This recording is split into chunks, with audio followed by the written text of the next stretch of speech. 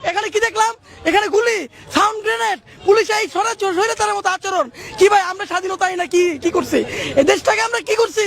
এই দেশের স্বাধীনতাকে আমরা কি চাইছিলাম? এভাবে আমরা চাইছিলাম?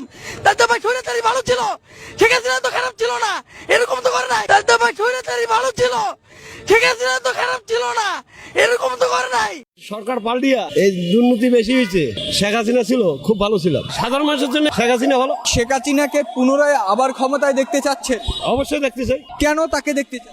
ভালো লাগে, তাকে আমার ভালো লাগে। কি কারণে তাকে ভালো লাগবে? সে তো খুনি স্বৈরাচার সরকার। খুনি হোক আর যা হোক, কিন্তু আমাদের মতো মানুষ উপকার করছে তো।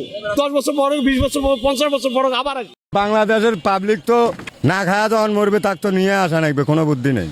হ্যাঁ, শেখ হাসিনাকে নির্বাচনের রোডম্যাপ ঘোষণা করা হয়েছে। ফেব্রুয়ারিতে কতটুকু সুষ্ঠু নিরপেক্ষ নির্বাচন হতে পারে? শেখ হাসিনা ছাড়া তো কোনো বাংলাদেশের নির্বাচন হতে পারে না। উনি তো বাংলাদেশের 3 ভাগ লোকে এখনো চায় শেখ হাসিনা। শেখ হাসিনাকে ছাড়া যদি নির্বাচন হয় ভোট কেন্দ্রে যাবেন না, কেন ভোট দিবে যাব? যে এটা বাংলাদেশের প্রত্যেক শেখ মুজিবর তাই দল গঠন করছি, সেই দল যদি না থাকে তো বাংলাদেশ কাক ভোট দেবো? কাক ভোট দেবো? সে কে? এত সহজ না তো বাংলাদেশটা। আমরা গরিব, আমরা যাকে ভোট দেবো তাই সরকার হোক, আমরা কোনো দল করি না। হ্যাঁ, আমাদের শেখ হাসিনা ভালো আসছিল, আমরা শেখ হাসিনাকে আবার চাই বাংলাদেশের লোক। শেখ হাসিনা বাংলাদেশের অনেক উন্নত কাজ করেছে, অনেক করেছে। যেমন এই যে টানেল, মেট্রো রেল, তার পাশে পানির রাও দিয়ে টানেল, যা যা জিনিস বিদেশ থেকে আনার দরকার বাংলাদেশে আনিয়ে দিচ্ছি।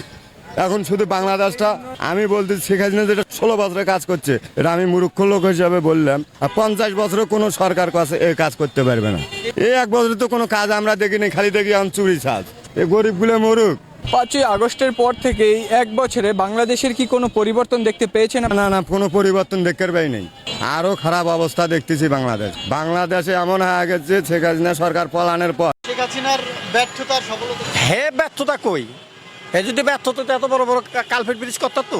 ধরেন আপনি সব কিছু চুরি করে লয়ে গেলেন, তাহলে আপনার ঘরে হান্ডি পেতে আইলো কইতন। আপনি সব চুরি করে লয়ে গেলেন। এই দেশের কালপেট ব্রিজ, এত বড় বড় ব্রিজ, এত বড় বড় রোড, এত বড় বড় জিনিস কিভাবে করলো? এত বড় পদ্মা সেতু হে তো চুরি করে এটি লয়ে যায় নাই, আমগুলিকে থুয়ে গেছে না। হে যদি এটি যদি পারলো পুটলাবেন দিয়ে লয়ে গেছে গা, না ব্যাগে বেড়ে লয়ে গেছে গা।